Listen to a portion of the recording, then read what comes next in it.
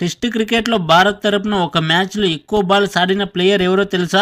Cheteshwar Pujara. 2011లో ఆస్ట్రేలియాపై 525 balls ఆడి భారత్ తరపున 500 balls face చేసిన మొట్టమొదటి ప్లేయర్గా నిలిచాడు.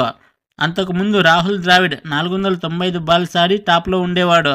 ఆ మ్యాచ్లో ఆస్ట్రేలియా ఫస్ట్ ఇన్నింగ్స్లో 451 చేస్తే భారత్ 328కే 6 వికెట్లను కోల్పోయి కష్టాల్లో పడుతుంది. అప్పుడు బ్యాటింగ్కి వచ్చిన వృద్ధిమాన్ సాహాతో పుజారా, మనం ట్రబుల్లో ఉన్నాం, మనం సిరీస్ ఎలాగైనా గెలవాలి, కాబట్టి మనం ఇద్దరు పార్ట్నర్షిప్ని బిల్డ్ చేద్దాం అని చెప్పి ఇద్దరు క్రీజ్లో పాతుకుపోతారు. పుజారా అయితే గోడలో నిలబడిపోయి ప్రతి బాల్ డాట్ చేస్తూ వెళ్తాడు.